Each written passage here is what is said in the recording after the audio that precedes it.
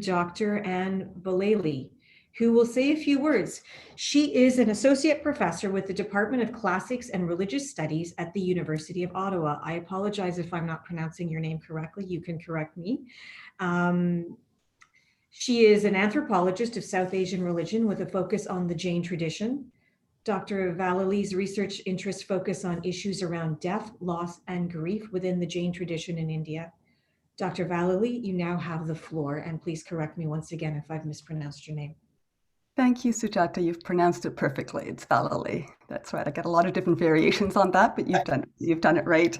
Thank you for this warm introduction. Thank you to the ICCC and especially to President Talwar for this invitation. I'm delighted to be here. It's truly a privilege for me to be able to say a few words at this event in honor of Dr. Humar's appointment to the Order of Canada, an honor he so patently merits. We've been hearing about his accomplishments in the field of engineering and his community-wide initiatives. And of course, it's precisely because of these positive societal impact of these works that he's being inducted into the Order of Canada. And we're all rightfully inspired by these extraordinary achievements. But what I'd like to do today for just a couple of minutes is to speak about those that are perhaps less stratospheric, but no less extraordinary, that characterizes the man that we know. And I'd like to suggest that it's here that we get a glimpse of who Jagmohan Humar truly is and what the Order of Canada does well to recognize, namely his humility, his tremendous generosity, both materially and spiritually, his gentleness, his care and compassion for others, strongly felt, evidenced in everyday actions, which extends beyond those he knows, beyond his community to complete strangers, and far beyond, in fact, the human community to include animals, nature, all living beings. His carefulness with which he chooses his words so that they may be instruments of the good and never weapons to harm or to belittle.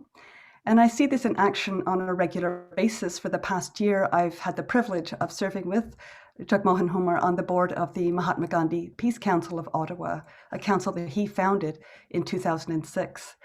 But I met Jagmohan Humar over 15 years ago after coming to Ottawa to take up a position in the Department of Classics and Religious Studies at the University of Ottawa. And I was introduced to him by the late Dr. Kamlesh Gupta, who I am sure many in this audience remember very fondly, as do I. My field of study is the anthropology of religion and comparative ethics, nonviolence, and contemplative practices. And I had and I continue to have a particular fascination with the Jain tradition, with its insistence on making nonviolence the centerpiece of its reflections.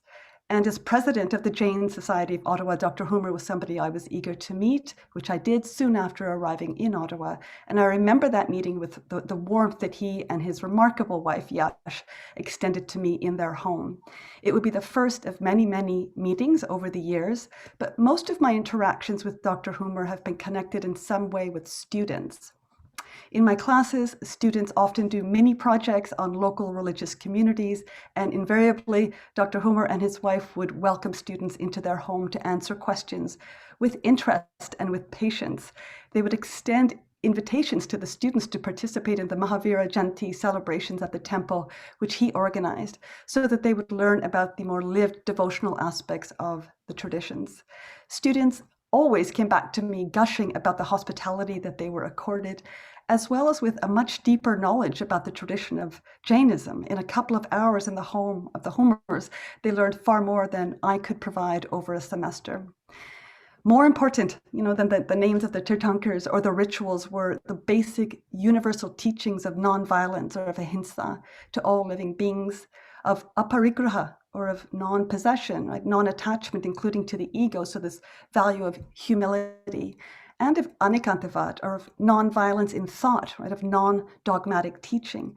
These are the ideals of the Jain tradition, no doubt elusive goals for most, but embodied in the words and actions of Dr. Humar. And I'm reminded always, when I'm thinking of Dr. Humar's work, of the biblical passage, "By their fruits you shall know them." It perfectly illustrated in the example of the Humars.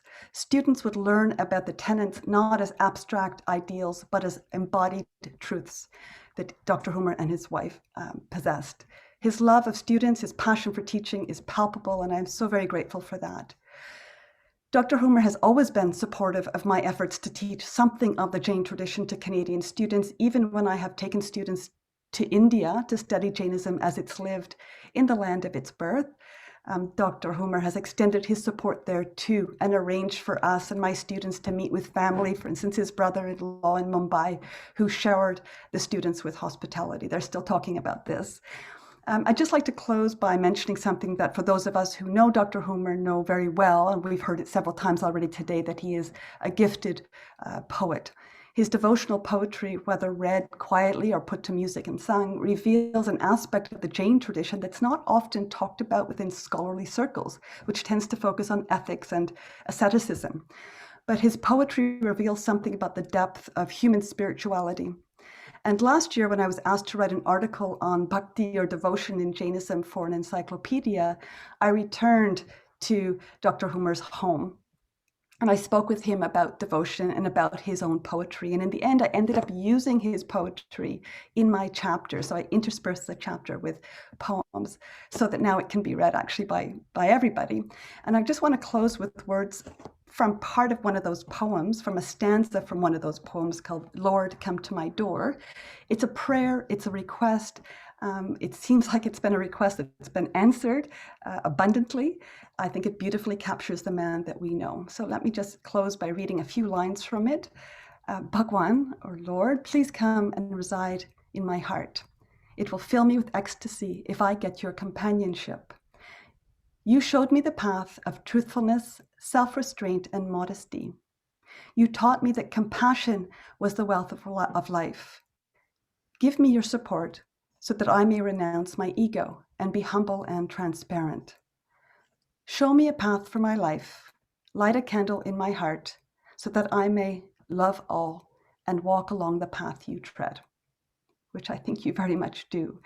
Thank you so much, Jack. Congratulations on all your accomplishments. Thank you, Anne.